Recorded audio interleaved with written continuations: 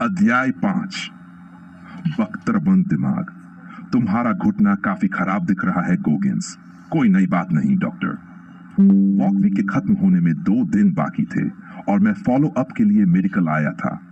Doctor ने मेरी camo pant ऊपर की और जब उन्होंने मेरे दाहिने घुटने की हड्डी को हल्के से दबाया तो दर्द ने मेरे दिमाग को जकड़ लिया, लेकिन मैं इसे दिखा नहीं सकता था। मैं एक भूमिका निभा रहा था। मैं वो थका हुआ लेकिन स्वस्थ बट एस छात्र था जो लड़ाई के लिए तैयार था और इसे साबित करने के लिए मुझे अपनी भावनाओं को छिपाना था। मुझे पहले से ही पता था कि मेरा घुटना बुरी तरह से खराब है और ये भी कि एक पैर पर अगले 5 महीने की ट्रेनिंग पूरी करने के चांस कम है। लेकिन एक और रोल बैक का मतलब था एक और हेल वीक सहना, और यह सोच ही असहनीय थी। सूजन ज्यादा कम नहीं हुई है। कैसा महसूस हो रहा है? डॉक्टर भी एक भूमिका निभा रहा था। सील उम्मीदवारों और नेवल स्पेशल वॉरफेयर कमांड के मेडिकल स्टाफ के बीच एक प्रकार का मत पूछो मत बताओ समझौता था। मैं डॉक्टर का काम आसान नहीं करने वाला था और वो भी मेरे सपनों पर पानी फिरने का जोखिम नहीं उठाने वाला था। उसने अपना हाथ हटाया और मेरा दर्द थोड़ा कम हुआ। मैंने खांसा और निमोनिया ने फिर से मेरे फेफड़ों में खड़खड़ाहट पैदा कर दी, जब तक कि मैंने उसकी स्टेथोस्कोप की ठंडी सच्चाई अपनी त्वचा पर महसूस नहीं की। हेल वीक के बाद से मैं भूरे रंग के बलगम की गांठें खांस रहा था। पहले 2 दिन मैंने बिस्तर में बिताए। दिन रात उन्हें एक गेटोरेड की बोतल में थूकता रहा, जैसे वे मेरे लिए कोई सिक्के हों। मैं मुश्किल से सांस ले पा रहा था और ज्यादा हिल भी नहीं सकता था। हेल वीक में मैं चाहे जितना भी बैर मुद्रफ कर रहा हूं, वह सब खत्म हो चुका था। अब मुझे यह मानना था कि शैतान और वे प्रशिक्षक मुझे अपनी छाप दे चुके हैं। ठीक है डॉक्टर, मैंने कहा, बस थोड़ी जकड़न है। मुझे समय चाहिए था। मुझे पता था कि दर्द को कैसे सहा जाता है और मेरा शरीर लगभग हमेशा प्रदर्शन के साथ प्रतिक्रिया देता था। मैं सिर्फ इसलिए हार मानने वाला नहीं था क्योंकि मेरा घुटना दर्द कर रहा था। यह धीरे धीरे ठीक हो जाएगा। डॉक्टर ने मेरी फेफड़ों और साइनस की जकड़न को कम करने के लिए दवा लिखी और मिरकने के लिए कुछ मोटरिन दी। 2 दिनों के अंदर मेरी सांसें बेहतर हुई, लेकिन मैं अभी भी अपना दाहिना पैर मोड़ नहीं पा रहा था। यह एक समस्या बन सकती थी। बट एस के दौरान जिन क्षणों ने मुझे तोड़ने की संभावना जताई थी, उनमें एक गांठ बांधने की एक्सरसाइज का नाम कहीं नहीं था। फिर भी यह कोई बॉय स्काउट्स का ड्रिल नहीं था। यह एक अंडर वाटर गांठ बांधने का अभ्यास था जो 50 फुट गहरे पूल में आयोजित किया गया था। और भले ही पूल अब पहले जैसा डरावना नहीं था जैसे कि कभी हुआ करता था, मुझे पता था कि पानी में होने वाला कोई भी अभ्यास मेरी हार का कारण बन सकता है, खासकर वे जो पानी के ऊपर तैरने की मांग करते थे। हेल वीक से पहले भी हमें पूल में परीक्षणों से गुजरना पड़ा था। हमें प्रशिक्षकों का मॉक रेस्क्यू करना पड़ता था और बिना फिन्स के एक ही सांस में 35 मीटर पानी के नीचे तैरना पड़ता था। यह तैराकी एक विशाल छलांग के साथ शुरू होती थी, फिर पूरी कलाबाजी की जाती थी ताकि गति को पूरी तरह खत्म किया जा सके। फिर बिना दीवार को छुए हमें पूल की लेन लाइनों के साथ 10 मीटर तक तैरना पड़ता था। दूसरी तरफ पहुंचने पर दीवार से धक्का लगाना मान्य था और वापस तैरना होता था। जब मैं 30 मीटर के निशान पर पहुंचा तो मैंने ऊपर आकर सांस ली। मेरा दिल जोर से धड़क रहा था, लेकिन जब मेरी सांसें सामान्य हुई तो मुझे समझ में आया कि मैंने पानी के नीचे की जटिल परीक्षाओं की पहली परीक्षा पास कर ली थी। ये परीक्षाएं हमें सिखाने के लिए थी कि एक ही सांस पर पानी के नीचे शांत, ठंडे दिमाग और संयमित कैसे रहना है। गांठ बांधने का अभ्यास। गांठ बांधने की यह परीक्षा इस श्रृंखला में अगली थी और इसका उद्देश्य केवल विभिन्न गांठें बांधने की क्षमता या अधिकतम सांस रोकने का समय मापना नहीं था। हाँ, दोनों कौशल उभयचर अभियानों में काम आते हैं, लेकिन यह अभ्यास मुख्य रूप से इस बात पर था कि हम एक ऐसी परिस्थिति में जो मनुष्य के लिए टिकाऊ नहीं है, कई दबावों को कैसे संभालते हैं। मेरी खराब हालत के बावजूद मुझे इस ड्रिल में कुछ आत्मविश्वास था, लेकिन सब कुछ तब बदल गया जब मैंने पानी में तैरना शुरू किया। ड्रिल की शुरुआत ऐसे हुई कि पूल के चारों ओर 8 छात्रों को हाथ और पैरों से एक बीटर जैसी हरकत करते हुए पानी में तैरना था। यह मेरे लिए दोनों पैरों के सही काम करने पर भी मुश्किल था। लेकिन मेरे दाहिने घुटने के खराब होने के कारण मुझे केवल बाएं पैर से पानी में तैरना पड़ा। इससे कठिनाई का स्तर और मेरी दिल की धड़कन बढ़ गई, जिससे मेरी ऊर्जा खत्म होने लगी। इस अभ्यास में हर छात्र के लिए एक प्रशिक्षक नियुक्त किया गया था और साइको पीट ने खास तौर पर मुझे चुना। यह साफ था कि मैं संघर्ष कर रहा था और साइको और उसके घायल अहंकार को थोड़ा बदला लेने की भूख थी। मेरे दाहिने पैर के हर घुमाव पर दर्द की लहरें आतिशबाजी की तरह फूट रही थीं। साइको की पैनी नजरों के बावजूद मैं इसे छिपा नहीं पाया। जब मैंने दर्द से मुंह बनाया तो वह क्रिसमस के दिन किसी बच्चे की तरह मुस्कुराया। एक स्क्वायर नॉट बांधो, फिर एक बोलाइन, उसने चिल्लाया। मैं इतनी मेहनत कर रहा था कि सांस लेना मुश्किल हो रहा था, लेकिन साइको को कोई परवाह नहीं थी। अभी हरामखोर, मैंने हवा गहरी खींची, कमर से झुका और नीचे की तरफ किक मारी। इस अभ्यास में कुल 5 गांठें बांधनी थी और हर छात्र को 8 इंच की रस्सी का टुकड़ा लेकर एक एक करके पूल के नीचे गांठें बांधनी थी। हर गांठ के बीच एक सांस लेने की अनुमति थी, लेकिन छात्र चाहें तो सभी 5 गांठें एक ही सांस में बांध सकते थे। प्रशिक्षक गांठें पुकारते थे, लेकिन उनकी गति हर छात्र पर निर्भर थी। इस परीक्षा को पूरा करने के लिए मास्क या गॉगल्स का उपयोग करना मना था और प्रशिक्षक को हर गांठ को स्वीकृति देने के लिए अंगूठा ऊपर करना पड़ता था। और उन्होंने अंगूठा नीचे किया तो गांठ को सही से दोबारा बांधना पड़ता था। अगर कोई गांठ स्वीकृत होने से पहले सतह पर आ जाता तो इसका मतलब असफलता और घर का टिकट था। सतह पर वापस आने के बाद कोई आराम या राहत नहीं थी। पानी पर तैरना लगातार जारी था, जिसका मतलब था बड़े दिल की धड़कनें और रक्त प्रवाह में ऑक्सीजन का तेजी से खत्म होना। एक पैर वाले आदमी के लिए इसका मतलब था कि गोता लगाना बेहद असुविधाजनक और ब्लैकआउट की वास्तविक संभावना। साइको ने अपनी मास्क के पीछे से मुझे घूरा जब मैं गांठें बांध रहा था। लगभग 30 सेकंड के बाद उसने दोनों गांठों को स्वीकृत कर दिया और हम सतह पर आए। वह स्वतंत्र रूप से और आराम से सांस ले रहा था, लेकिन मैं एक गीले थके हुए कुत्ते की तरह हाँफ रहा था। मेरे घुटने का दर्द इतना तीव्र था कि मेरे माथे पर पसीने की बूंदें उभर आईं।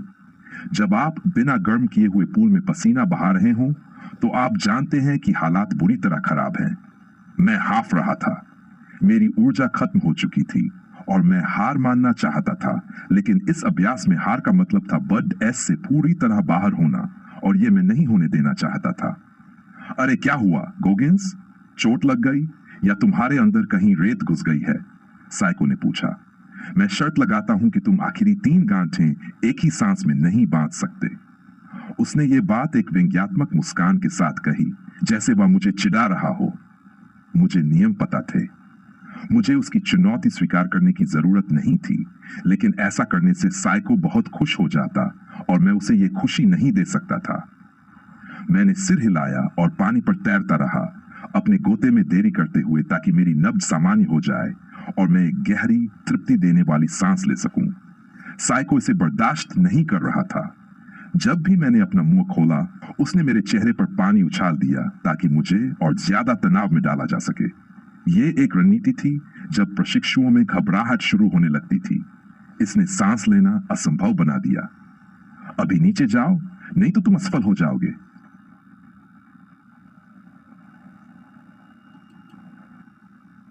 समय समाप्त हो गया था।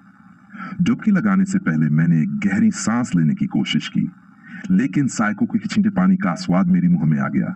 मैं लगभगों के साथ पूल के तल पर निगेटिव ब्रीथ होल्ड में गोता लगाता चला गया। इसका मतलब था कि शुरुआत से ही मैं दर्द में था, लेकिन कुछ ही सेकंड में मैंने पहली मेरे काम की जांच करने में अपना समय लिया। मेरा दिल हाई अलर्ट मोड स्कोर की तरह तेजी से धड़क रहा था। ऐसा लगा जैसे ही मेरी पसलियों से बाहर निकलने और आधा होने की कोशिश कर रहा हो। साइको ने डोरी को घूरा, उसे पलटा और अपनी आंखों और उंगलियों से परखा, फिर धीमी गति में अंगूठा ऊपर किया। मैंने सिर हिलाया, रस्सी को खोलकर अगली गांठ बांधनी शुरू कर दी। फिर उसने इसे भी करीब से जांचा, जबकि मेरे सीने में जलन हो रही थी और मेरा डायफ्राम सिकुड़ रहा था। मेरी खाली फेफड़ों में हवा भरने की कोशिश कर रहा था। मेरे घुटने का दर्द स्तर 10 पर था। मेरी आंखों के कोनों में तारे चमकने लगे थे। ये कई दबाव मुझे एक जेंगा टॉवर की तरह हिला रहे थे और ऐसा लग रहा था कि मैं बेहोश होने वाला हूं।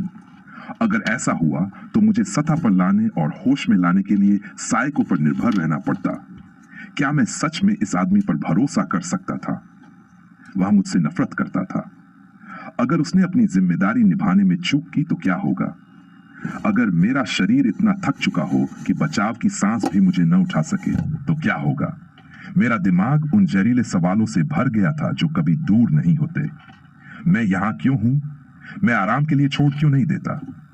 मैं सिर्फ एक गांठ अभ्यास के लिए बेहोशी या यहां तक कि मौत का जोखिम क्यों उठाऊं? मुझे पता था कि अगर मैं हार मानकर सतह पर चला गया तो मेरा सील करियर वहीं खत्म हो जाता। लेकिन उस पल में मैं ये भी नहीं समझ पा रहा था कि मैंने कभी इसकी परवाह क्यों की। मैंने साइको की तरफ देखा। उसने दोनों अंगूठे ऊपर किए और अपने चेहरे पर एक बड़ी मूर्खतापूर्ण मुस्कान के साथ मेरी तरफ देखा, जैसे वह किसी कॉमेडी शो का आनंद ले रहा हो। मेरे दर्द में उसके एक पल के आनंद ने मुझे मेरे किशोरावस्था के सारे ताने और बदमाशी याद दिला दी।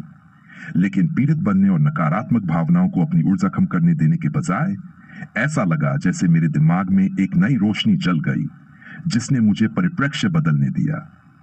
समय रुक गया, जैसे मैंने पहली बार महसूस किया कि मैंने अपनी पूरी जिंदगी को, जो कुछ भी मैंने सहा, गलत नजरिए से देखा है। हाँ, मैंने जो भी दुर्व्यवहार और नकारात्मकता झेली, उसने मुझे मेरी गहराई तक चुनौती दी। लेकिन उस पल में मैंने खुद को खराब परिस्थितियों का शिकार नहीं देखा, बल्कि अपनी जिंदगी को एक अंतिम प्रशिक्षण मैदान के रूप में देखा। मेरी कमजोरियों ने हमेशा मेरे मन को सख्त बनाया था और मुझे उस पल के लिए तैयार किया जब मैं साइको पीट के साथ उस पूल में था। मुझे इंडियाना में अपने पहले जिम के दिन की याद आई। मेरी हथेलियां नरम थी और स्टील पकड़ने की आदत न होने के कारण जल्दी ही छिल गई। लेकिन समय के साथ हजारों रिप्स के बाद मेरी हथेलियों पर मोटी परत बन गई थी जो सुरक्षा देती थी। यही सिद्धांत मानसिकता के लिए भी लागू होता है। जब तक आप दुर्व्यवहार, बदमाशी, असफलताओं और निराशाओं जैसे कठिनाइयों का सामना नहीं करते, आपका दिमाग नर्म और असुरक्षित रहता है। जीवन के अनुभव, खासकर नकारात्मक अनुभव, दिमाग को सख्त बनाने में मदद करते हैं, लेकिन यह आप पर निर्भर है कि वह शक्ति किस रूप में सामने आती है। अगर आप वयस्कता तक खुद को परिस्थितियों का शिकार मानते हैं तो वह शक्ति नाराजगी बन जाती है जो आपको अपरिचित से बचाती है। यह आपको बहुत सतर्क, अविश्वासी और शायद दुनिया से बहुत गुस्सा कर देगा। यह आपको बदलाव से डरने वाला और पहुंचना मुश्किल बना देगा, लेकिन दिमाग से सख्त नहीं बनाएगा। मैं किशोरावस्था में वही था, लेकिन अपने दूसरे हेल वीक के बाद मैं कोई नया बन चुका था।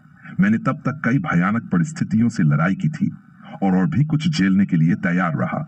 यह एहसास मुझे मानसिक बढ़त दे गया, जो मुझे साइको पीट से एक बार और आगे निकलने के लिए चाहिए थी। उसे दिखाने के लिए कि वह मुझे और चोट नहीं पहुंचा सकता, मैंने उसे वापस मुस्कुराया और बेहोशी के कगार पर होने की भावना गायब हो गई। अचानक मुझे ऊर्जा महसूस हुई। दर्द कम हो गया और ऐसा लगा जैसे मैं पूरे दिन पानी के नीचे रह सकता हूं। साइको ने यह मेरी आंखों में देख लिया। मैंने आखिरी गांठ आराम से बांधते हुए उसकी तरफ देखते हुए बांधी। वह हाथों से जल्दी करने का इशारा कर रहा था, जबकि उसका डायफ्राम सिकुड़ रहा था। मैंने आखिरकार गांठ पूरी की।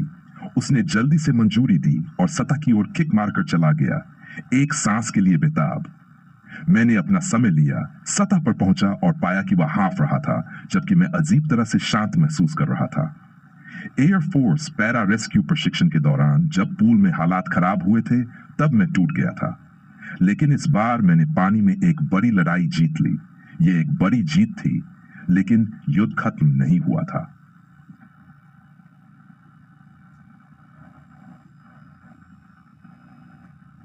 गांठ बांधने की प्रक्रिया पास करने के बाद हमारे पास डेक पर चढ़ने, कपड़े पहनने और कक्षा में वापस जाने के लिए 2 मिनट का समय था। प्रथम चरण के दौरान यह आमतौर पर पर्याप्त समय होता है, लेकिन हम में से कई लोग, सिर्फ मैं ही नहीं, हेल वीक से ठीक हो रहे थे और अपनी सामान्य तेज गति से नहीं चल रहे थे। इसके अलावा हेल वीक पार करने के बाद क्लास यप ने एक प्रकार का दृष्टिकोण परिवर्तन अनुभव किया। हेल वीक का उद्देश्य यह दिखाना है कि एक इंसान अपनी कल्पना से कहीं अधिक करने में सक्षम है। यह आपके दिमाग को मानव क्षमता की सच्ची संभावनाओं के लिए खोल देता है और इसके साथ ही आपकी मानसिकता में बदलाव आता है। अब आपको ठंडे पानी या पूरे दिन पुशअप्स करने का डर नहीं रहता। आप महसूस करते हैं कि चाहे वे आपके साथ कुछ भी करें, वे आपको तोड़ नहीं सकते। इसलिए आप उनकी मनमानी समय सीमा को पूरा करने के लिए उतनी जल्दबाजी नहीं करते। आप जानते हैं कि अगर आप समय पर नहीं पहुंचे तो प्रशिक्षक आपको और अधिक थकाएंगे। मतलब पुश अप्स, पानी में डुबाना और रेत में गीला करना किसी भी तरह से दर्द और असुविधा को बढ़ाना। लेकिन हम जैसे जिद्दी लोगों जो अभी भी इस प्रक्रिया का हिस्सा थे, का रवैया था तो ऐसा ही सही। हम में से कोई भी प्रशिक्षकों से अब डरता नहीं था और हम जल्दबाजी करने वाले नहीं थे। प्रशिक्षक को यह बात बिल्कुल पसंद नहीं आई। मैंने BUDS में बहुत बार पिटाई देखी थी, लेकिन उस दिन जो हुआ वह इतिहास की सबसे बुरी घटनाओं में से एक थी। हमने इतने पुश अप्स किए कि हम खुद को डेस्क से ऊपर उठाने में असमर्थ हो गए। फिर उन्होंने हमें हमारी पीठ के बल घुमा दिया और फ्लटर किक्स करने को कहा। मेरे लिए हर एक किक यातना थी। मैं दर्द के कारण बार बार अपने पैर नीचे रख देता। मैं कमजोरी दिखा रहा था, और अगर आप कमजोरी दिखाते हैं तो सब खत्म है। साइको और SBG मुझ पर छपट पड़े और बारी बारी से मेरी धुनाई करने लगे। मैं पुश अप से फ्लटर किक्स और फिर बियर क्रॉल्स करने पर मजबूर हुआ जब तक वे थक नहीं गए।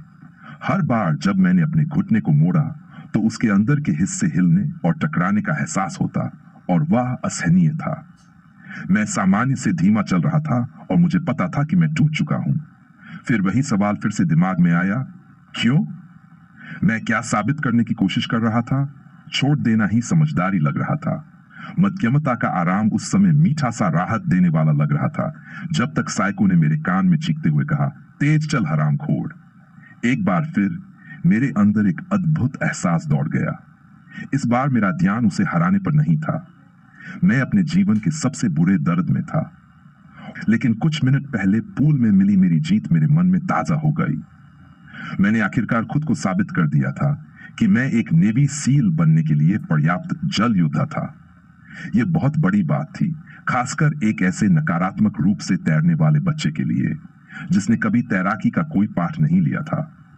और वहां पहुंचने का कारण था, मैंने कड़ी मेहनत की थी। पूल मेरा क्रिप्टोनाइट था।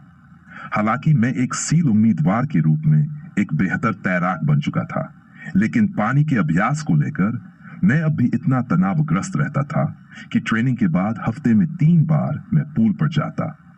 मैं रात के समय भी वहां जाने के लिए 15 फीट ऊंची बाड़ चढ़ जाता। BUDS के बारे में पानी के अभ्यास के अलावा और कुछ मुझे उतना नहीं डराता था, लेकिन जब मैंने इसमें समय समर्पित किया तो मैं उस डर को कड़ा करने और दबाव में पानी के नीचे नए स्तरों तक पहुंचने में सक्षम हुआ। मैंने एक कड़े दिमाग की अद्भुत शक्ति के बारे में सोचा, जबकि साइको और SBG मेरी पिटाई कर रहे थे, और यह विचार एक भावना बन गया जिसने मेरे शरीर को काबू में कर लिया और मुझे उस पूल के चारों ओर भालू जितनी तेजी से चलने के लिए मजबूर कर दिया। मैं खुद पर विश्वास नहीं कर सकता था कि मैं क्या कर रहा था। गहरा दर्द गायब हो गया था और वे परेशान करने वाले सवाल भी। मैं पहले से कहीं ज्यादा मेहनत कर रहा था, चोट और दर्द सहने की सीमाओं को तोड़ते हुए, और एक कड़े दिमाग द्वारा प्रदान की गई दूसरी ऊर्जा से प्रेरित होकर। बियर क्रॉल्स के बाद मैंने फ्लटर किक्स फिर से शुरू की और अब दर्द पूरी तरह से गायब हो गया था। आधे घंटे बाद जब हम पूल छोड़ रहे थे, SBG ने पूछा, गोगिंस, तुम्हारे अंदर ऐसा क्या घुस गया कि तुम सुपरमैन बन गए? मैंने बस मुस्कुराया और पूल छोड़ दिया। मैं कुछ कहना नहीं चाहता था क्योंकि मैं उस समय यह नहीं समझ पाया था जो अब मैं जानता हूं। एक प्रतिद्वंद्वी की ऊर्जा का उपयोग करके बढ़त हासिल करने के समान एक कड़े दिमाग पर निर्भर रहना आपके सोचने के तरीके को भी बदल सकता है।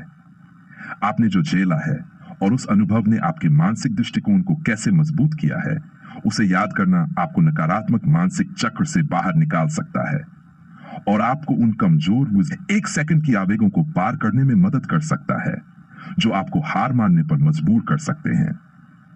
जब आप दर्द को एक स्वाभाविक प्रक्रिया के रूप में स्वीकार करते हैं और हार मानने से इनकार करते हैं, तो आपका सिंपैथेटिक नर्वस सिस्टम सक्रिय होता है, जो आपके हार्मोन प्रवाह को बदल देता है।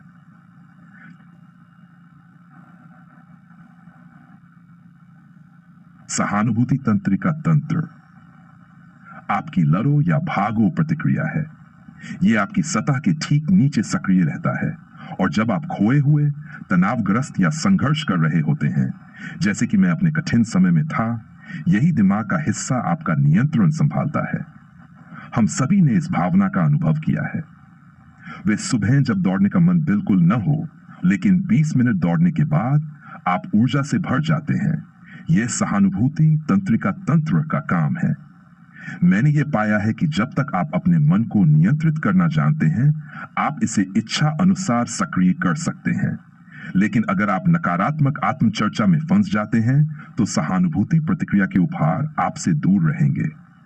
हालांकि यदि आप अधिकतम प्रयास के साथ आने वाले दर्द के क्षणों को प्रबंधित कर सकते हैं और याद रख सकते हैं कि आपने उस बिंदु तक पहुंचने के लिए क्या सहा है, तो आप लड़ने को चुनने और भागने से बचने के लिए बेहतर स्थिति में होंगे। यह आपको सहानुभूति प्रतिक्रिया से मिलने वाले एड्रेनालिन का उपयोग करने की अनुमति देगा, ताकि आप और भी कठिन परिश्रम कर सकें।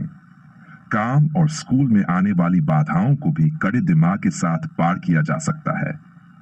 ऐसे मामलों में एक विशेष मुश्किल समय से गुजरने से शायद सहानुभूति प्रतिक्रिया न मिले, लेकिन यह आपको अपनी क्षमताओं पर किसी भी संदेह को दूर करने के लिए प्रेरित करेगा। चाहे जो भी कार्य हो, आत्मसंदेह के लिए हमेशा अवसर रहता है।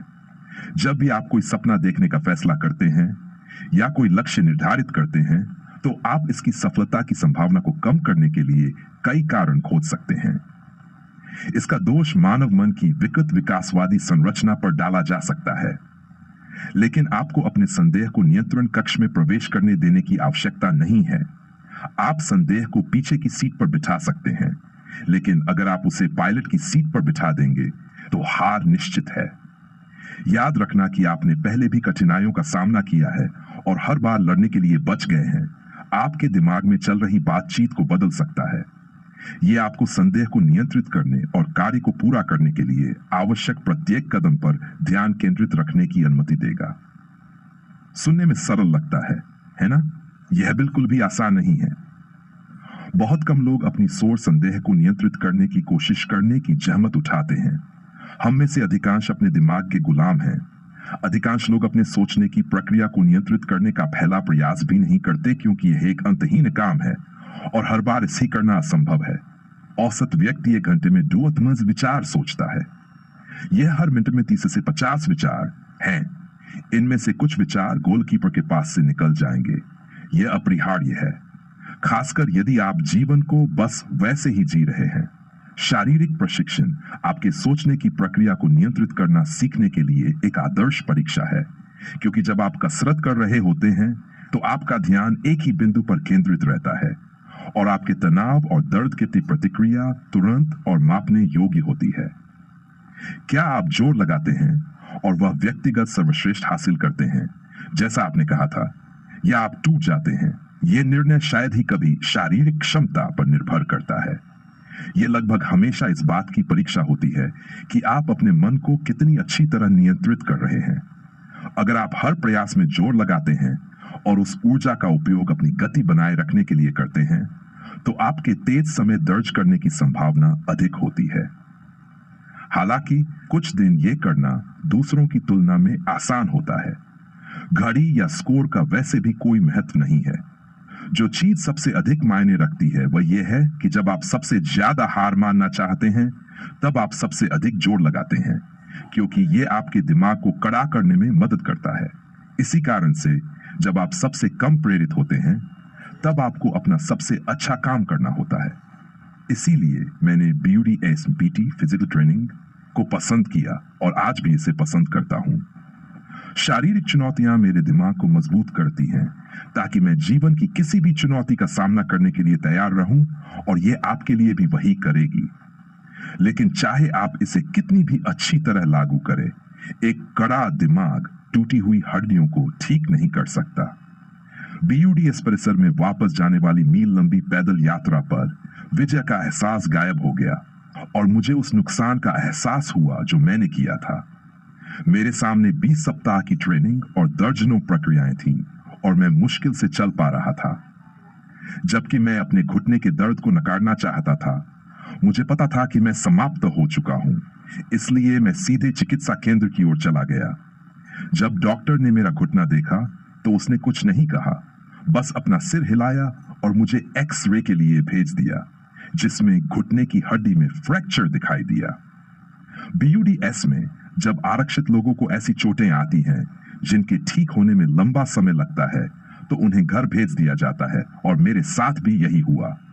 मैं बैसाखियों के सहारे बैरकों में वापस गया, हताशा में।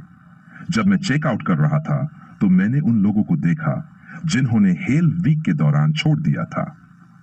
जब मैंने पहली बार घंटी के नीचे उनकी हेलमेट्स की पंक्ति देखी तो मुझे उनके लिए बुरा लगा, क्योंकि मुझे हार मानने की खाली भावना का पता था। लेकिन उन्हें आमने सामने देखकर मुझे ये याद दिलाया गया कि विफलता जीवन का हिस्सा है और अब हमें सभी को आगे बढ़ना होगा। मैंने हार नहीं मानी थी, इसलिए मुझे पता था कि मुझे वापस बुलाया जाएगा। लेकिन मुझे इस बात का कोई अंदाजा नहीं था कि इसका मतलब तीसरा हेल वीक है या नहीं, या 2 बार हारने के बाद क्या मेरे पास अब भी एक और दर्द के तूफान से लड़ने की जलती हुई इच्छा थी, बिना किसी सफलता की गारंटी के। मेरे चोट के रिकॉर्ड को देखते हुए मैं कैसे कर सकता था। मैंने बीयूडीएस परिसर को अपने जीवन के सबसे अधिक आत्म जागरूकता और दिमाग पर नियंत्रण के साथ छोड़ा, लेकिन मेरा भविष्य उतना ही अनिश्चित था।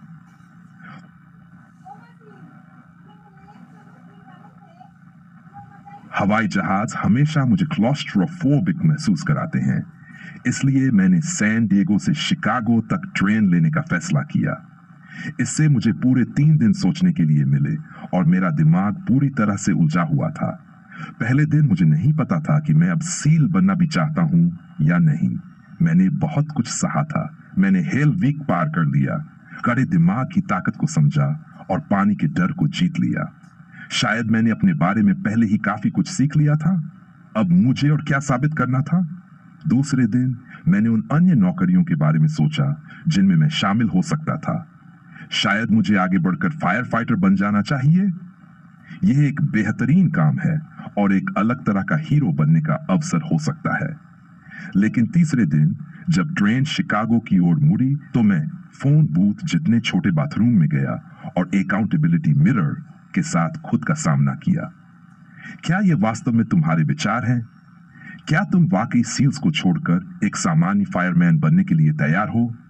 मैंने खुद को 5 मिनट तक घूरा और फिर सिर हिलाया। मैं झूठ नहीं बोल सकता था। मुझे खुद से सच बोलना पड़ा। मुझे डर लग रहा है। मुझे फिर से वह सब झेलने का डर है। मुझे पहले दिन, पहले हफ्ते का डर है। तब तक मेरा तलाक हो चुका था, लेकिन मेरी पूर्व पत्नी पाम ट्रेन स्टेशन पर मुझे लेने आई। वह मुझे मेरी मां के घर इंडियानापोलिस छोड़ने आई थी। पाम अब भी ब्राजील में रह रही थी। हम सैन डिएगो में मेरे समय के दौरान संपर्क में थे, और जब हमने ट्रेन प्लेटफॉर्म पर भीड़ के बीच एक दूसरे को देखा तो हम पुराने आदतों में लौट आए, और उसी रात हम एक साथ थे।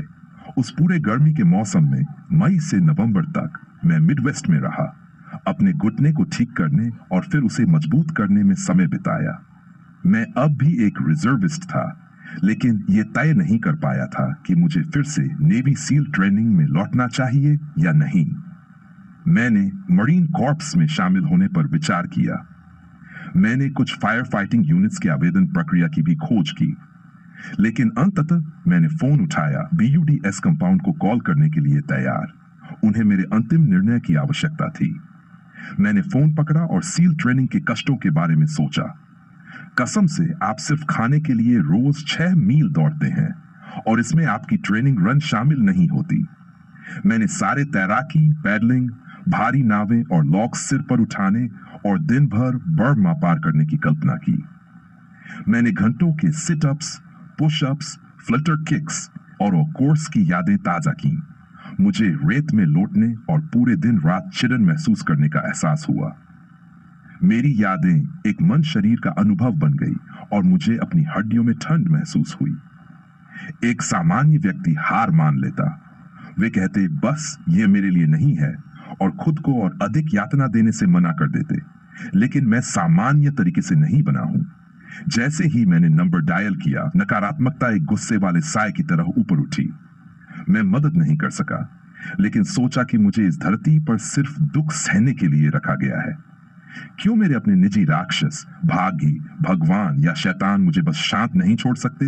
मैं थक चुका था, खुद को साबित करने से थक गया, दिमाग को कड़ा करने से थक गया, मानसिक रूप से मैं टूट चुका था। साथ ही टूटने की कीमत मजबूत होने की है, और मैं जानता था कि अगर मैंने हार मान ली तो वे भावनाएं और विचार कभी दूर नहीं होंगे। हार की कीमत जीवन भर का यातना गृह होगी। मैं इस जान में फंसा रहूंगा कि मैंने लड़ाई को अंत तक जारी नहीं रखा। हारने में कोई शर्म नहीं है। शर्म तब आती है जब आप तौलिया फेंक देते हैं, और अगर मुझे दुख सहने के लिए पैदा किया गया था तो मैं अपनी दवा लेने के लिए तैयार था। ट्रेनिंग ऑफिसर ने मेरा स्वागत किया और पुष्टि की कि मुझे पहले दिन, पहले सप्ताह से शुरू करना होगा। जैसा कि अपेक्षित था, मेरी भूरी शर्ट को सफेद शर्ट से बदलना होगा। और उसने एक और खबर दी, सुन लो गॉगिंस, यह आखिरी मौका है। अगर इस बार चोट लगी तो तुम्हें दोबारा आने की अनुमति नहीं दी जाएगी। रोजर दैट, मैंने कहा। कक्षा दूसरी पैजी की 4 सप्ताह में रिपोर्टिंग थी। मेरा घुटना अभी भी पूरी तरह से ठीक नहीं था, लेकिन मुझे तैयार रहना होगा क्योंकि अंतिम परीक्षा शुरू होने वाली थी। फोन रखने के कुछ ही सेकंड में पाम का फोन आया। उसने कहा कि उसे मुझसे मिलना है। यह अच्छा समय था। मैं फिर से, और शायद इस बार हमेशा के लिए, शहर छोड़ने वाला था। मुझे उससे सच कहना था। हम एक दूसरे का आनंद ले रहे थे, लेकिन यह हमेशा मेरे लिए एक अस्थायी चीज थी। हम एक बार शादीशुदा थे और अब भी अलग लोग थे जिनके विचार पूरी तरह से अलग थे। यह नहीं बदला था, और जाहिर तौर पर मेरी कुछ असुरक्षाएं भी नहीं बदली थीं, क्योंकि यह मुझे वापस उसी परिचित जगह ले जाती थीं। पागलपन वह है जिसमें आप एक ही चीज बार बार करते हैं और अलग परिणाम की उम्मीद करते हैं।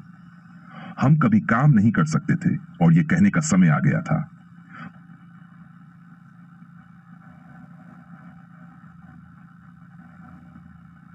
उसने अपनी बात सबसे पहले कही। मैं लेट हूं, उसने दरवाजे से अंदर आते ही कहा, हाथ में एक भूरे कागज का बैग पकड़े हुए। मतलब बहुत लेट। वह उत्साहित और घबराई हुई लग रही थी और बाथरूम में गायब हो गई। मैं अपने बिस्तर पर लेटा छत को घूर रहा था, और अंदर से उस बैग की सरसराहट और पैकेज के फटने की आवाज सुनाई दी। कुछ मिनट बाद उसने बाथरूम का दरवाजा खोला, हाथ में एक प्रेगनेंसी टेस्ट और चेहरे पर बड़ी मुस्कान लिए हुए। मुझे पता था, उसने कहा अपने होठों को काटते हुए। देखो डेविड, हम प्रेग्नेंट हैं। मैं धीरे धीरे खड़ा हुआ। उसने मुझे पूरी ताकत से गले लगाया, और उसकी खुशी ने मेरा दिल तोड़ दिया। यह सब ऐसा नहीं होना चाहिए था। मैं तैयार नहीं था। मेरा शरीर अभी भी टूटा हुआ था।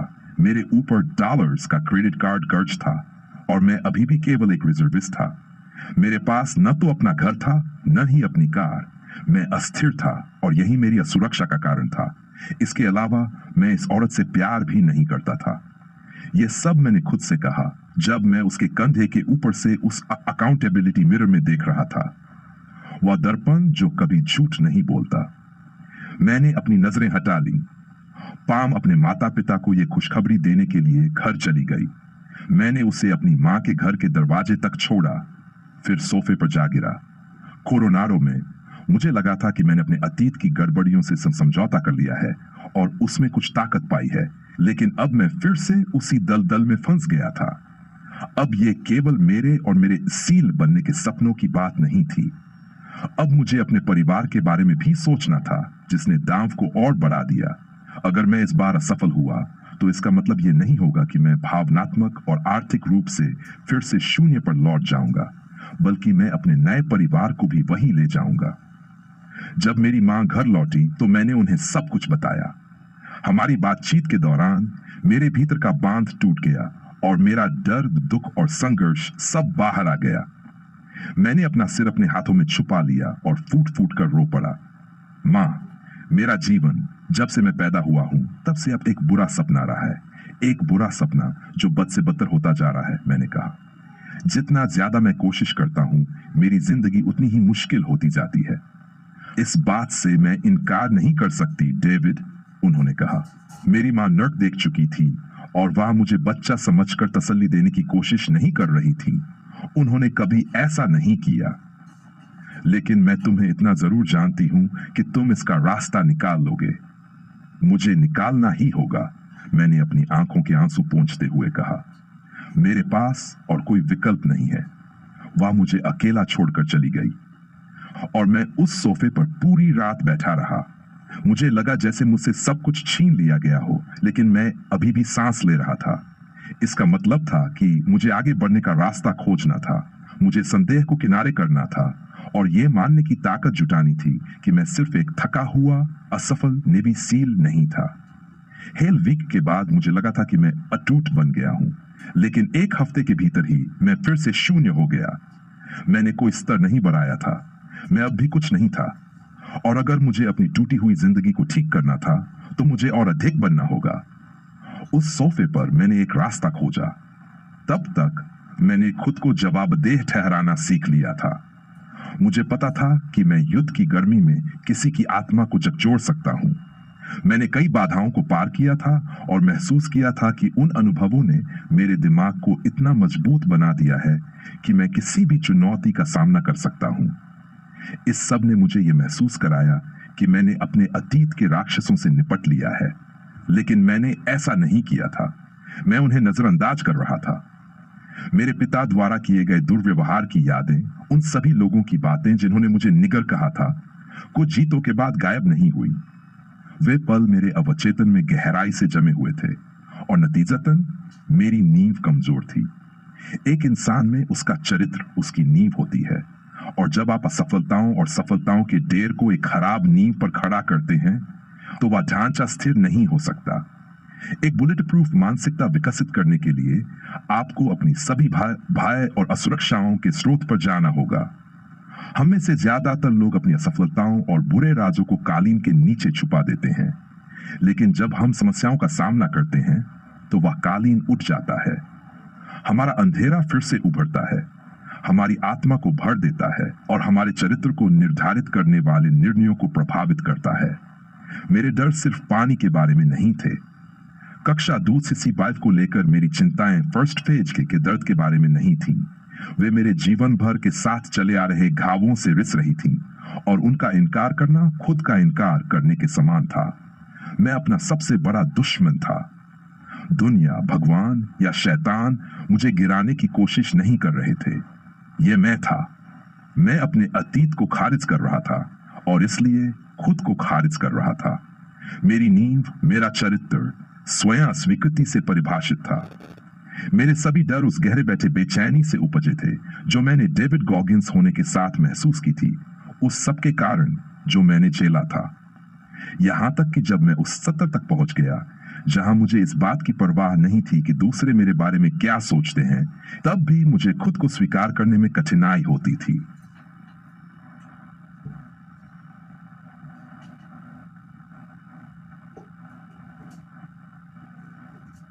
कोई भी व्यक्ति जो मानसिक और शारीरिक रूप से सक्षम है अपने जीवन में ऐसे 20 घटनाओं के बारे में सोच सकता है जो शायद अलग तरीके से हो सकती थी, जहां शायद उसे न्याय नहीं मिला हो और जहां उसने सबसे आसान रास्ता चुना हो। अगर आप उन गिने चुने लोगों में से हैं जो इसे स्वीकार करते हैं, उन घावों को मजबूत करना चाहते हैं और अपने चरित्र को मजबूत करना चाहते हैं, तो यह आप पर निर्भर है कि आप अपने अतीत को फिर से देखें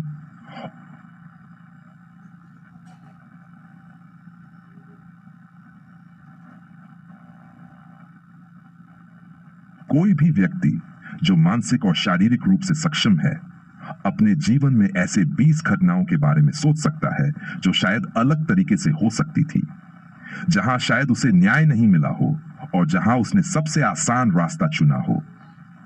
अगर आप उन गिने चुने लोगों में से हैं जो इसे स्वीकार करते हैं, उन घावों को मजबूत करना चाहते हैं और अपने चरित्र को मजबूत करना चाहते हैं, तो यह आप पर निर्भर है कि आप अपने अतीत को फिर से देखें और उन घटनाओं और सभी नकारात्मक प्रभावों का सामना करके अपने आप से शांति बना लें।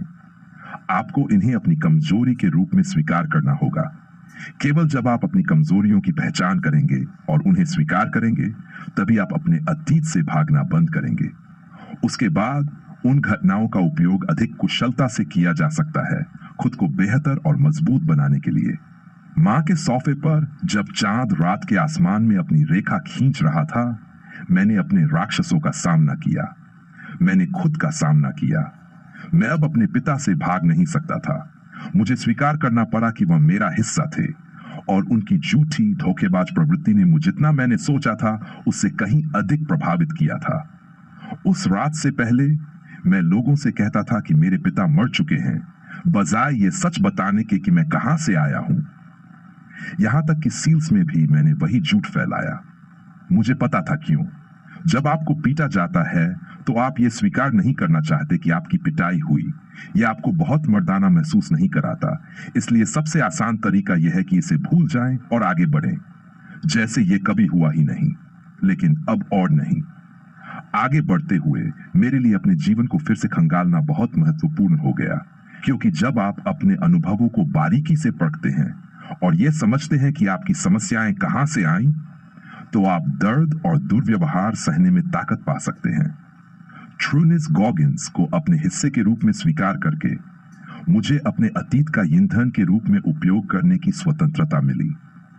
मुझे एहसास हुआ कि बचपन के दुर्व्यवहार के हर उस एपिसोड ने जो मुझे मार सकता था, मुझे नरक की तरह सख्त और समुराई की तलवार जितना तेज बना दिया। सच है, मुझे एक बुरी किस्मत मिली थी, लेकिन उस रात मैंने इसे एक 7 मील की दौड़ के रूप में सोचना शुरू कर दिया, जिसमें मेरी पीठ पर 35 पाउंड का बोझ था। क्या मैं अभी भी उस दौड़ में प्रतिस्पर्धा कर सकता था, भले ही बाकी लोग बिना किसी वजन के फ्री और आसान दौड़ रहे थे? जैसे ही मैं इस मृत वजन को हटा देता, मैं कितनी तेजी से दौड़ सकता था? मैं अभी अल्ट्रा के बारे में नहीं सोच रहा था। मेरे लिए दौड़ जीवन ही थी, और जितना मैंने आत्मविश्लेषण किया उतना ही मुझे एहसास हुआ कि मैं अभी तक आने वाले भयानक घटनाओं के लिए कितना तैयार था। जीवन ने मुझे आग में डाला, मुझे बाहर निकाला और मुझे बार बार हथौड़े से मारा, और बदबस की भट्टी में फिर से कूदकर 1 साल में तीसरी हेल वीक का अनुभव करते हुए मुझे दर्द में एक पीएचडी से सजाया जाता। मैं सबसे तेज तलवार बनने वाला था। मैं क्लास 2 हाजमे में एक मिशन पर पहुंचा और पहले फेज के दौरान खुद को अलग रखा। उस दिन क्लास में 21 लोग थे। मैं अब भी सबसे आगे था, लेकिन इस बार मैं किसी को हेल वीक से शेपर्ड करने के बारे में नहीं सोच रहा था। मेरा घुटना अभी भी दुख रहा था और मुझे अपनी पूरी ऊर्जा इस पर लगानी थी कि मैं अपनी बर्ड्स की ट्रेनिंग पूरी कर सकूं। अगले 6 महीनों में मेरा सब कुछ दांव पर लगा था और मुझे इस बात का कोई भ्रम नहीं था कि यह सब कितना मुश्किल होने वाला था। शॉन डॉब्स इसका सबसे बड़ा उदाहरण था। डॉब्स ने जैक्सनविल, फ्लोरिडा में गरीबी में परवरिश पाई। वह उन्हीं राक्षसों से लड़ा जिनसे मैं लड़ा था, और वह क्लास में एक चिप इन द शोल्डर के साथ आया था। शुरू से ही मैंने देखा कि वह एक एलीट नेचुरल एथलीट था। वह हर दौड़ में सबसे आगे या उसके करीब था। उसने ओक हॉर्स को केवल कुछ प्रयासों के बाद एचटास में पार कर लिया, और वह जानता था कि वह एक खतरनाक इंसान है। लेकिन जैसा कि ताओवादियों का कहना है, जो जानते हैं वे बोलते नहीं, और जो बोलते हैं वे कुछ नहीं जानते। हेल वीक शुरू होने से एक रात पहले वह क्लास मौश के लोगों के बारे में बहुत कुछ कह रहा था। ग्राइंडर पर पहले ही पेस्टी बे हेल में थे और उसे यकीन था कि वह अंत में कुछ ग्रेजुएट्स में से एक होगा। उसने उन लोगों का उल्लेख किया जिन्हें वह हेल वीक पूरा करते देखता था, और उन लोगों के बारे में भी बकवास की जो छोड़ देंगे। उसे बिल्कुल अंदाजा नहीं था कि वह क्लास के अन्य लोगों से खुद की तुलना करने की क्लासिक गलती कर रहा था। जब वह किसी एवोल्यूशन में उनसे बेहतर करता या पीटी के दौरान उन्हें पछाड़ता, तो उसे उस पर बहुत गर्व होता। इससे उसका आत्मविश्वास और प्रदर्शन बढ़ जाता। बर्ड्स में कुछ ऐसा करना सामान्य और स्वाभाविक है। यह उन अल्फा मेल्स की प्रतिस्पर्धी प्रकृति का हिस्सा है जो सील्स की ओर आकर्षित होते हैं। लेकिन उसे यह एहसास नहीं था कि हेल वीक के दौरान आपको जीवित रहने के लिए एक ठोस बोट क्रू की आवश्यकता होती है, जिसका मतलब है कि अपने सहपाठियों पर निर्भर रहना, उन्हें हराना नहीं। जब वह बोलता रहा, मैंने ध्यान दिया। उसे बिल्कुल अंदाजा नहीं था कि उसके लिए क्या होने वाला है और नींद की कमी और ठंड उसे कितना परेशान करेंगे। वह जल्द ही यह जानने वाला था। हेल वीक के शुरुआती घंटों में उसने अच्छा प्रदर्शन किया, लेकिन वही प्रेरणा जो उसे अपने सहपाठियों को हराने के लिए प्रेरित करती थी, समुद्र तट पर सामने आई।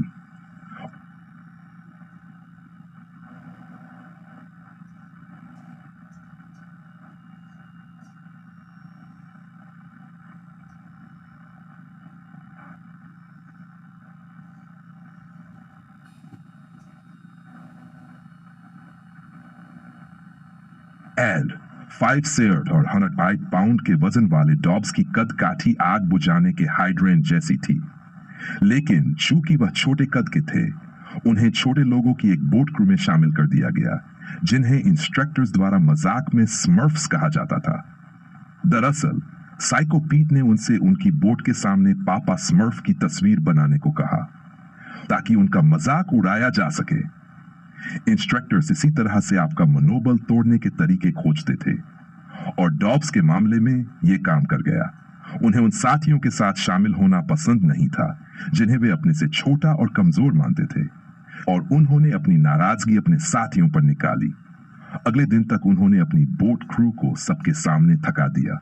वह बोट के सामने या लॉग के अग्रिम भाग पर पहुंच जाते और दौड़ में एक तेज रफ्तार से आगे बढ़ते। अपनी टीम के साथ तालमेल बिठाने और थोड़ी ऊर्जा बचाने की बजाय वह शुरुआत से ही अपनी पूरी ताकत झोंक देते। हाल ही में जब मैंने उनसे संपर्क किया तो उन्होंने कहा कि उन्हें बर्ड्स की हर बात अब भी कल जैसी याद है। उन्होंने कहा, मैं अपनी ही टीम के लोगों से बदला ले रहा था, जैसे अगर मैं किसी को क्विट करवा दूं तो ये मेरे हेलमेट पर एक निशान बन जाता। सोमवार सुबह तक उन्होंने अपनी टीम के 2 लोगों को छोड़ने पर मजबूर कर दिया था। इसका मतलब था कि अब 4 छोटे कद के लोगों को अकेले ही अपनी बोट और लॉग उठाना पड़ रहा था। डॉब्स ने स्वीकार किया कि उस समुद्र तट पर वह अपने ही राक्षसों से लड़ रहे थे। उनकी नींव कमजोर थी। उन्होंने कहा, मैं एक असुरक्षित इंसान था जिसे आत्मसम्मान की कमी थी और मैं अपना गुस्सा निकाल रहा था। मेरे अपने अहंकार, घमंड और असुरक्षा ने मेरे लिए सब कुछ और कठिन बना दिया। इसका मतलब यह था कि उनका मन ऐसे ढंग से टूट रहा था जैसा उन्होंने पहले कभी अनुभव नहीं किया था। सोमवार दोपहर जब हमने एक बे स्विम की और पानी से निकलने पर डॉब्स परेशान दिख रहे थे। उन्हें देखकर स्पष्ट था कि वह मुश्किल से चल पा रहे थे और उनका मन टूटने की कगार पर था। हमारी नजरें मिली और मैंने देखा कि वह खुद से वे सरल सवाल पूछ रहे थे जिनका उत्तर उन्हें नहीं मिल रहा था। वह ठीक वैसे ही दिख रहे थे जैसे मैं पैरा रेस्क्यू के दौरान एक रास्ता तलाशते हुए दिखता था। उस समय से डॉब्स पूरे समुद्र तट के सबसे खराब प्रदर्शनकर्ताओं में से एक बन गए और इससे वह पूरी तरह से टूट गए। उन्होंने कहा, वे सभी लोग जिन्हें मैंने कीड़ों से भी निचले स्तर का समझा था, मेरी धुनाई कर रहे थे। जल्द ही उनकी टीम केवल 2 लोगों की रह गई और उन्हें दूसरे बोट क्रू में स्थानांतरित कर दिया गया जहां ऊंचे कद के लोग थे। जब उन्होंने बोट को सिर के ऊपर उठाया तो डॉब्स उसे छू भी नहीं पाए और उनके आकार और उनके अतीत के बारे में उनकी असुरक्षाएं उन पर हावी होने लगीं। उन्होंने कहा, मैंने सोचना शुरू कर दिया कि मैं यहां का नहीं हूं, कि मैं आनुवंशिक रूप से कमजोर हूं।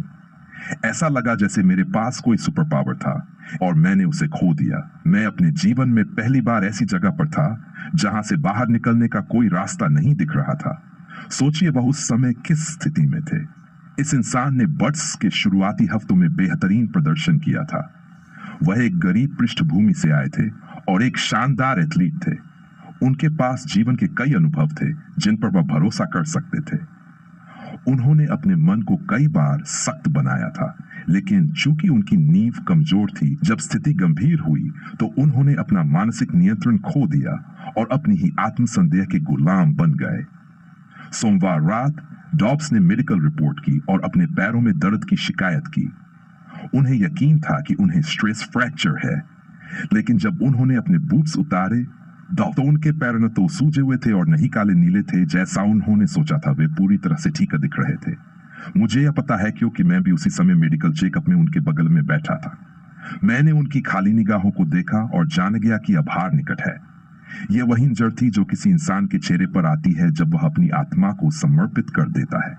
मेरी आंखों में भी वही जड़ थी जब मैंने पैरा रेस्क्यू छोड़ा था। मुझे और शॉन डॉब्स को हमेशा यह बात जोड़े रखेगी कि मैंने यह पहले से जान लिया था कि वह हार मानने वाले हैं। डॉक्टर्स ने उन्हें दी और वापस दर्द सहने के लिए भेज दिया। मैंने शॉन को उनके बूट्स पहनते हुए देखा और सोचा कि वह आखिर कब टूटेंगे। तभी एसबीजी अपनी ट्रक में और चिल्लाए, यह वह रात होगी जो आपकी जिंदगी की सबसे ठंडी रात होगी।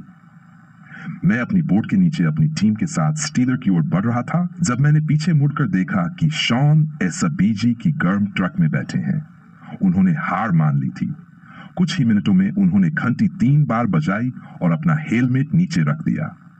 डॉब्स की रक्षा में यह एक डरावना हेल वीक था। पूरे दिन और पूरी रात बारिश होती रही, जिसका मतलब था कि आप कभी गर्म या सूखे नहीं हो सकते थे।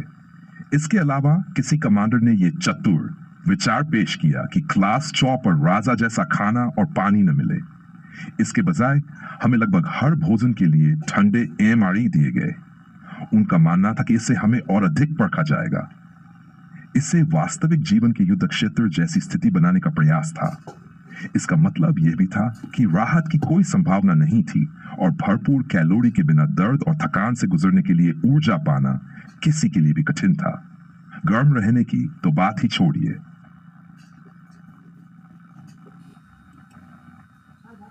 हाँ, यह भयानक था, लेकिन मुझे यह बहुत पसंद था। मैं उस बर्बर सुंदरता से जीव था जहाँ किसी व्यक्ति की आत्मा टूट जाती है और फिर वह बाधा को पार करके फिर से खड़ा हो जाता है। तीसरी बार तक मुझे पता था कि इंसानी शरीर कितना सह सकता है। मुझे पता था कि मैं कितना सह सकता हूँ और मैं उस दर्द से ताकत खींच रहा था, लेकिन साथ ही मेरे पैरों में कुछ सही नहीं लग रहा था और मेरे घुटने में पहले दिन से ही दर्द हो रहा था।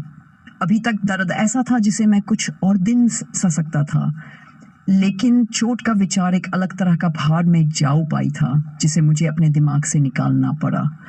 मैंने खुद को एक अंधेरी जगह में डाल दिया जहां सिर्फ मैं और दर्द और पीड़ा थी। मैंने अपने साथियों या प्रशिक्षकों पर ध्यान नहीं दिया। मैं पूरी तरह से आदिम हो गया। मैं उस स्थिति को पार करने के लिए मरने को भी तैयार था। मैं अकेला नहीं था। बुधवार की देर रात जब हेल वीक खत्म होने में सिर्फ 36 घंटे बचे थे, तो क्लास 2/3 साइज में त्रासदी घटित हुई। हम एक गतिविधि के लिए पूल में थे जिसे कैटरपिलर स्विम कहा जाता है। इसमें हर नाव का दल अपनी पीठ पर तैरता था, पैर एक दूसरे गिर के चारों ओर लिपटे होते थे और सबको हाथों का तालमेल बनाकर तैरना होता था। हम पूल इकट्ठा हुए। सिर्फ 56 लोग बचे थे और उनमें से एक का नाम जॉन स्कोप था। श्री स्कोप 6 फीट 2 इंच और 225 पाउंड का शानदार इंसान था, लेकिन वह ब्रेकआउट के बाद से बीमार था और पूरे हफ्ते चिकित्सा जांच में आ जा रहा था। जब हम में से 22 लोग पूल के डेक पर ध्यान मुद्रा में खड़े थे, सूजे हुए, खिसे हुए और खून से लथपथ, वह पूल की सीढ़ियों पर बैठा कांप रहा था। वह ठंड में जमता हुआ लग रहा था, लेकिन उसके शरीर से गर्मी की लहरें निकल रही थीं। उसका शरीर एक पूरी तरह से चालू रेडिएटर की तरह था। मैं उसे 10 फीट दूर से महसूस कर सकता था। मैंने अपनी पहली हेल वीक में डबल न्यूमोनिया सहा था और मुझे पता था कि यह कैसा दिखता और महसूस होता है। उसके फेफड़ों की वायु थैलियां तरल से भर रही थीं। वह उन्हें साफ नहीं कर सकता था, इसलिए वह मुश्किल से सांस ले पा रहा था, जिससे उसकी समस्या और बढ़ रही थी। जब न्यूमोनिया नियंत्रण से बाहर हो जाता है तो यह पल्मोनरी एडेमा में बदल सकता है, जो घातक हो सकता है, और वह उसी दिशा में जा रहा था। यकीनन कैटरपिलर स्विम के दौरान उसके पैर ढीले हो गए और वह शीशे से भरे गुड़िया की तरह पूल के नीचे चला गया। 2 प्रशिक्षकों ने उसके पीछे छलांग लगाई और उसके बाद पूरी तरह से अफरा तफरी मच गई। उन्होंने हमें पानी से बाहर निकालकर बाड़ के पास कतार में खड़ा कर दिया। हमारी पीठ पूल की ओर थी और मेडिकल टीम ने श्री स्कोप को पुनर्जीवित करने की कोशिश की। हमने सब कुछ सुना और जानते थे कि उसके बचने की संभावना कम हो रही है। 5 मिनट बाद भी वह सांस नहीं ले रहा था और हमें लॉकर रूम जाने का आदेश दिया गया। श्री स्कोप को अस्पताल ले जाया गया और हमें कहा गया कि हम BDS क्लासरूम की ओर दौड़े। हमें अभी तक पता नहीं था, लेकिन हेल वीक पहले ही खत्म हो चुका था। कुछ मिनटों बाद SPG अंदर आया और ठंडे स्वर में खबर दी। श्री स्कोप मर गए हैं, उसने कहा। उसने कमरे का जायजा लिया। उसकी बातों ने उन पुरुषों को सामूहिक रूप से झकझोर दिया जो पहले से ही 1 हफ्ते बिना नींद और राहत के चाकू की धार पर थे। SBG ने परवाह नहीं की। यह वही दुनिया है जिसमें तुम रहते हो। वह पहला नहीं है और आखिरी भी नहीं होगा जो तुम्हारे काम के दौरान मरेगा। उसने श्री स्कोप के रूममेट की ओर देखा और कहा, श्री मूर, उसका कोई सामान मत चुराना। फिर वह कमरे से ऐसे चला गया जैसे यह कोई और खराब दिन हो। मैं शोक, मतली और राहत के बीच फंसा हुआ महसूस कर रहा था। मैं दुखी और बीमार था कि श्री स्कोप मर गया, लेकिन हम सब इस बात से राहत महसूस कर रहे थे कि हम हेल वीक से बच गए और एसपीजी ने इसे जिस तरह से संभाला वह सीधा और बिना किसी बनावट के था। मुझे याद है कि मैंने सोचा था, अगर सभी सील्स ऐसे होते हैं तो ये दुनिया मेरे लिए निश्चित रूप से सही है। मिश्रित भावनाओं की बात करें, देखो, ज्यादातर नागरिक ये नहीं समझते कि आपको उस काम को करने के लिए एक निश्चित स्तर की कठोरता की जरूरत होती है जिसके लिए हमें प्रशिक्षित किया जा रहा था। एक क्रूर दुनिया में जीने के लिए आपको कठोर सच्चाइयों को स्वीकार करना होता है। मैं ये नहीं कह रहा हूं कि यह अच्छा है, मैं इसे लेकर गर्व महसूस नहीं करता, लेकिन विशेष अप्स एक कठोर दुनिया है और यह एक कठोर मानसिकता की मांग करता है। हेल वीक 36 घंटे पहले ही खत्म हो गया था। कोई पिज्जा या ग्राइंडर पर ब्राउन शर्ट समारोह नहीं हुआ, लेकिन 156 संभावित लोगों में से 25 लोग ही बचे थे। एक बार फिर मैं उनमें से एक था और एक बार फिर मैं सूजा हुआ पिलसबड़ी के आटे की तरह और बैसाखियों पर था, जबकि वीजमैन हफ्ते की ट्रेनिंग अभी बाकी थी। मेरे पटेला सही था, लेकिन मेरी दोनों पिंडलियां छोटी छोटी दरारों से टूट चुकी थी और यह और भी बदतर हो गया। प्रशिक्षक खींचे हुए थे क्योंकि उन्हें हेल वीक को जल्दी समाप्त करना पड़ा था, इसलिए उन्होंने वॉक वीक को सिर्फ 48 घंटे में खत्म कर दिया। हर संभव पैमाने पर मैं बुरी तरह फंसा हुआ था। जब मैं अपना टखना हिलाता, मेरी पिंडलियां सक्रिय हो जाती और मुझे तेज दर्द महसूस होता, जो एक बड़ा मुद्दा था क्योंकि बीवुड एस की एक सामान्य सप्ताह में 60 मील तक दौड़ने की मांग होती है। कल्पना करो कि यह 2 टूटी हुई पिंडलियों पर करना कैसा होता।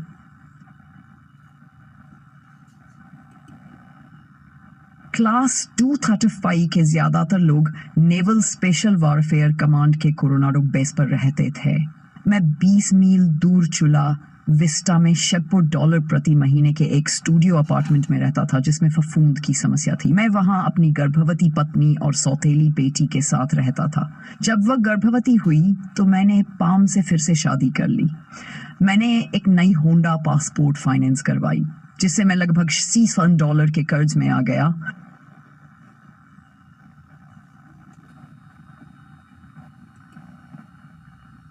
क्लास 235 के ज्यादातर लोग नेवल स्पेशल वॉरफेयर कमांड के कोरोनाडो बेस पर रहते थे।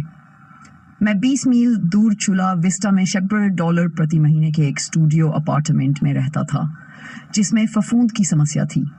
मैं वहां अपनी गर्भवती पत्नी और सौतेली बेटी के साथ रहता था। जब वह गर्भवती हुई तो मैंने पाम से फिर से शादी कर ली।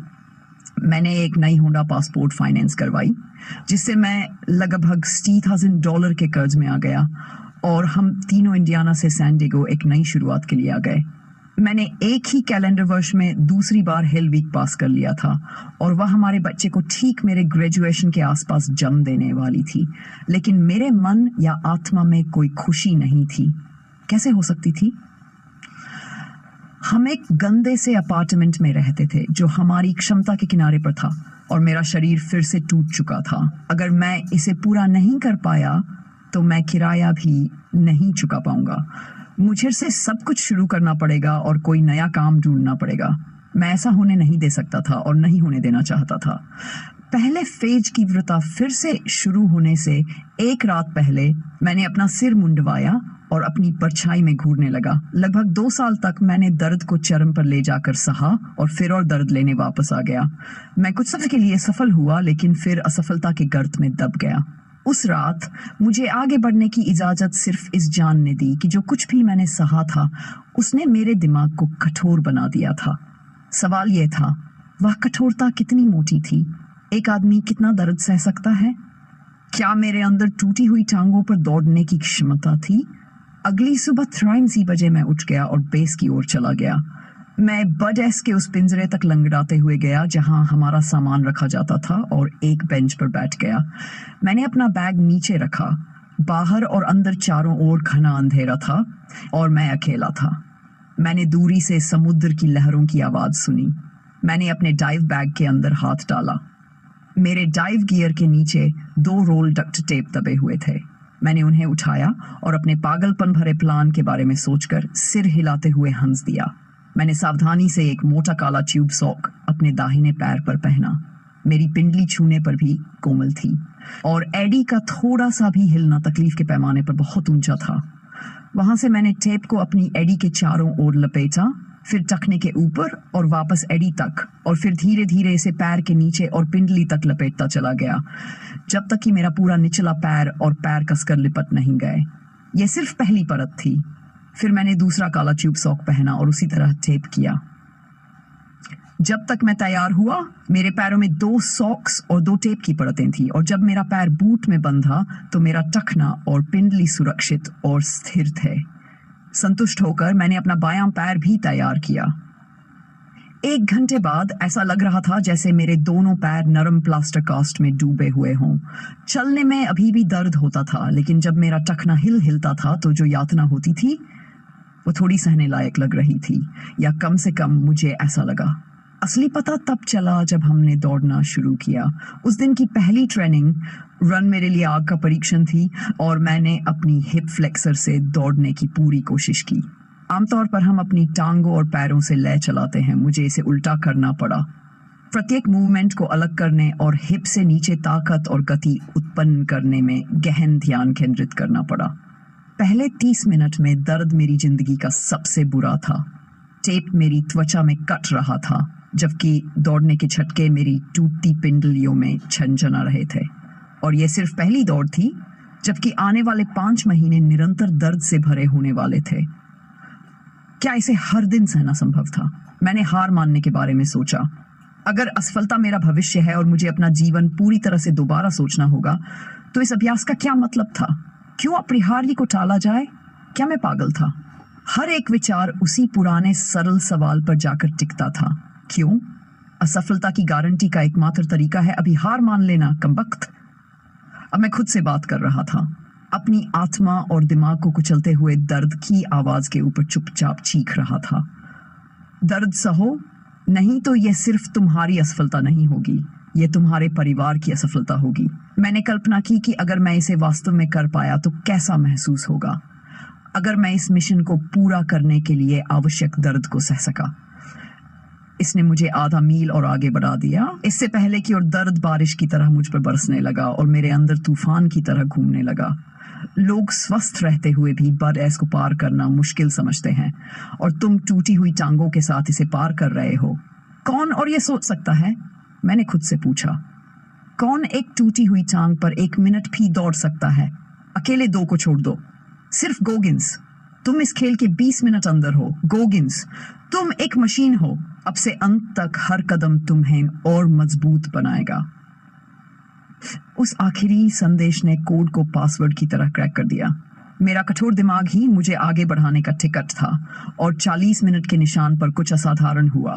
दर्द कम हो गया, टेप ढीला हो गया था, इसलिए ये मेरी त्वचा में कट नहीं रहा था, और मेरी मांसपेशियां और हड्डियां झटके झेलने के लिए गर्म हो गई थीं। दर्द पूरे दिन आता जाता रहा, लेकिन ये अधिक सहने योग्य हो गया। और जब दर्द होता तो मैं खुद से कहा कि यह इस बात का सबूत है कि मैं कितना मजबूत था और कितना मजबूत बनता जा रहा था।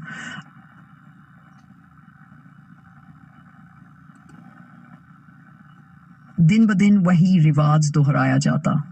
मैं सुबह जल्दी पहुंचता, अपने पैरों पर डक्ट बांधता, 30 मिनट तक तीव्र दर्द सहता, खुद से बात करता और किसी तरह दिन निकाल लेता।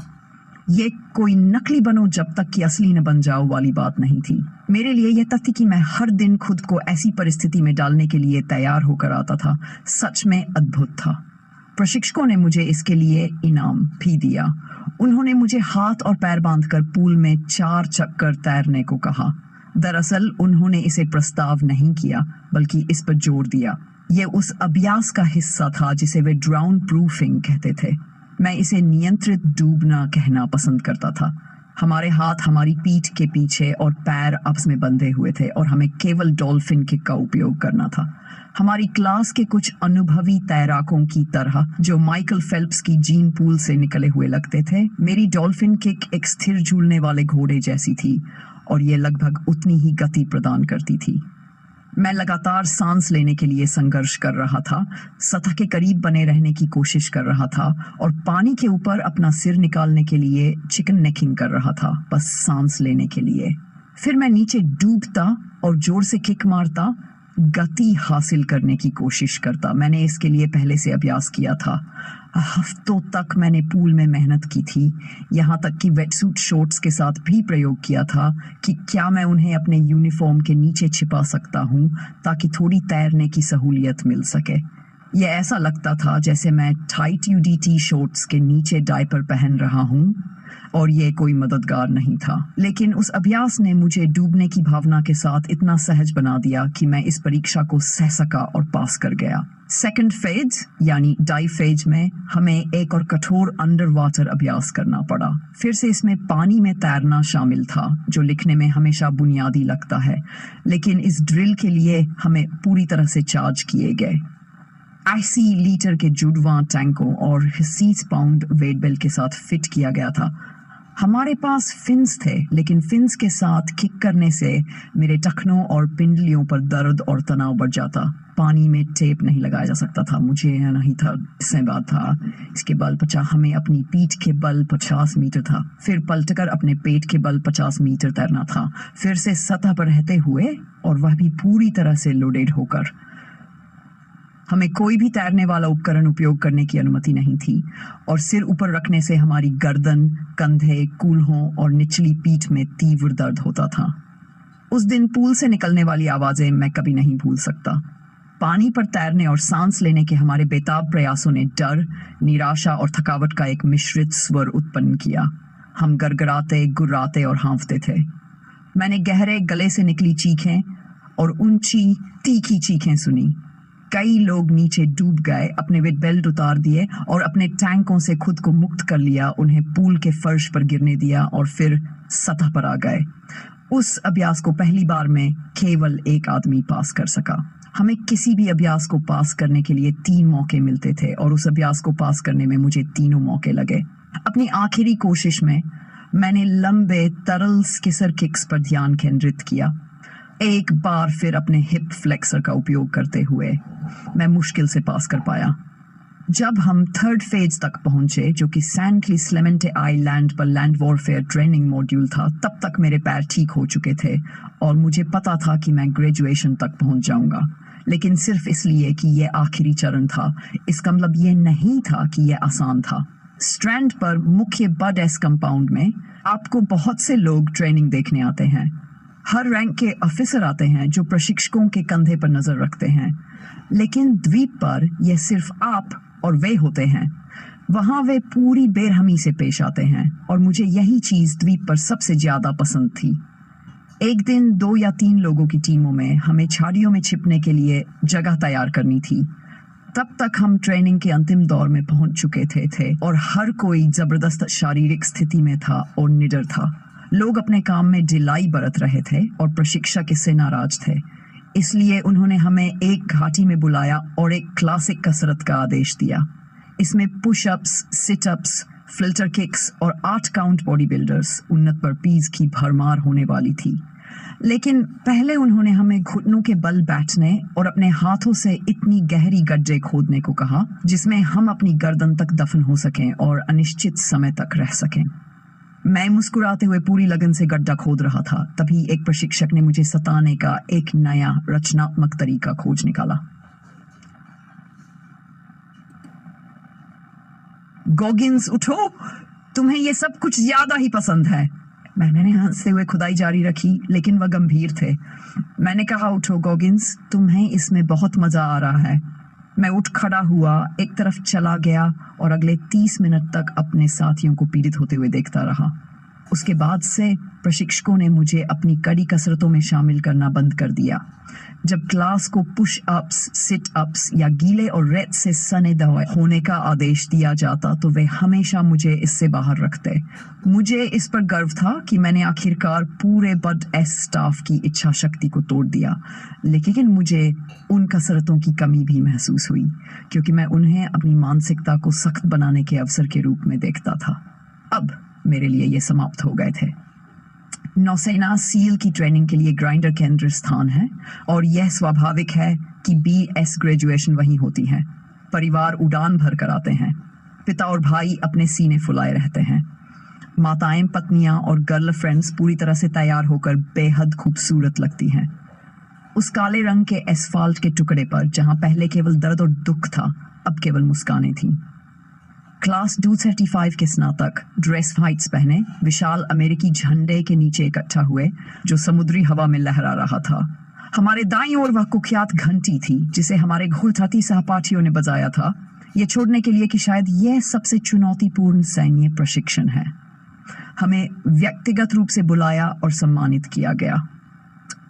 जब मेरा नाम पुकारा गया तो मेरी माँ की आंखों में खुशी के आंसू थे, लेकिन अजीब बात यह है कि मुझे कुछ खास महसूस नहीं हुआ सिवाय उदासी के। ग्राइंडर पर और बाद में मैकपीस पर, जो कि डाउनटाउन कोरोनाडो में सील्स का पसंदीदा पब था, मेरे साथियों ने गर्व के साथ अपने परिवारों के साथ फोटो खिंचवाई। बार में संगीत गूंज रहा था और हर कोई जैसे कुछ जीत लिया हो वैसे ही नशे में झूम रहा था और खूब मस्ती कर रहा था। सच कहूं तो ये सब मुझे परेशान कर रहा था, क्योंकि मैं बड एस को जाते हुए देखकर दुखी था। जब मैंने पहली बार सील्स पर ध्यान केंद्रित किया तो मैं एक ऐसा क्षेत्र ढूंढ रहा था जो या तो मुझे पूरी तरह से तोड़ दे या मुझे अटूट। बड एस ने मुझे वह दिया। इसने मुझे दिखाया कि मानव मस्तिष्क किस चीज में सक्षम है, और इसे हार्नेस करके मैंने ऐसा दर्द सहा जो मैंने पहले कभी महसूस नहीं किया था। और इसके माध्यम से मैंने उन चीज़ों को हासिल करना सीखा जिनके बारे में मैंने कभी सपने में भी नहीं सोचा था, जैसे टूटे पैरों के साथ दौड़ना। ग्रेजुएशन के बाद यह मेरे ऊपर था कि मैं असंभव कार्यों का पीछा करना जारी रखूं, क्योंकि यह एक उपलब्धि थी कि मैं नेवी सील के इतिहास में सिर्फ 36वां अफ्रीकी अमेरिकी बड एस स्नातक बना, लेकिन मेरा असंभव को चुनौती देने का सफर अभी तो बस शुरू हुआ था।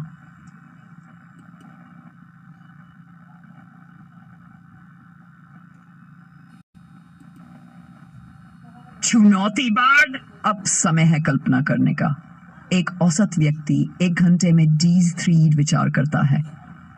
ऐसे में उन बातों पर ध्यान केंद्रित करने के बजाय जो आप बदल नहीं सकते, उन चीजों की कल्पना करें जो आप बदल सकते हैं। अपनी राह में आने वाली किसी भी बाधा को चुनें या कोई नया लक्ष्य तय करें और उसके पार पाने या उसे हासिल करने की कल्पना करें।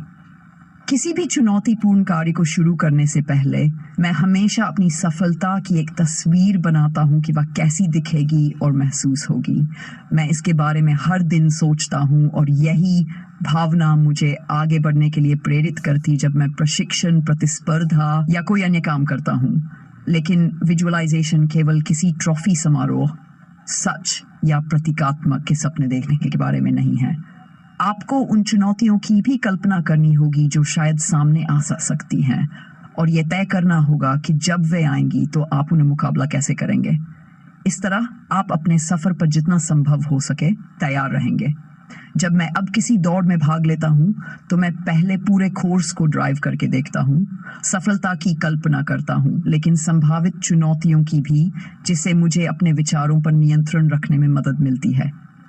आप हर चीज के लिए तैयार नहीं हो सकते, लेकिन अगर आप पहले से रणनीतिक विजुअलाइजेशन करते हैं तो आप जितना संभव हो सके उतना तैयार होंगे। इसका मतलब यह भी है कि आपको सरल सवालों का जवाब देने के लिए तैयार रहना होगा। आप ये क्यों कर रहे हैं? यह उपलब्धि हासिल करने की प्रेरणा आपको कहां से मिल रही है? वह अंधकार कहां से आता है जिसे आप ईंधन की तरह इस्तेमाल कर रहे हैं? किस चीज ने आपके दिमाग को मजबूत बनाया है? जब आप दर्द और संदेह की दीवार से टकराएंगे तो आपको इन सवालों के जवाब तैयार रखने होंगे। उसे पार करने के लिए आपको अपने अंधकार को चैनल करना होगा, उससे शक्ति लेनी होगी और अपने कॉलेस्ट माइंड पर निर्भर रहना होगा। याद रखें, विजुअलाइजेशन उस काम की भरपाई कभी नहीं कर सकता जो आपने किया ही नहीं है। आप झूठ की कल्पना नहीं कर सकते। सरल सवालों का जवाब देने और मानसिक खेल में जीत हासिल करने के लिए जो भी रणनीतियां मैं अपनाता हूं, वे केवल तभी प्रभावी होती हैं जब मैंने मेहनत की हो। यह सिर्फ माइंड ओवर मैटर नहीं है। अपने दिन में पीड़ा सहने को शामिल करने के लिए लगातार आत्म अनुशासन की आवश्यकता होती है, हर दिन। लेकिन अगर आप ऐसा करते हैं तो उस पीड़ा के अंत में एक पूरी नई जिंदगी आपकी प्रतीक्षा कर रही होती है। यह चुनौती शारीरिक नहीं होनी चाहिए, और जीत का मतलब हमेशा यह नहीं होता कि आप पहले स्थान पर आए। इसका मतलब यह हो सकता है कि आपने किसी पुराने डर को आखिरकार हरा दिया या किसी अन्य बाधा को पार कर लिया जिसने आपको पहले हार मानने पर मजबूर कर दिया था। जो भी हो, दुनिया की अपनी कहानी बताएं कि कैसे अपने रिमोट माइंड को बनाया और इस नए दुनिया तक पहुंचाया।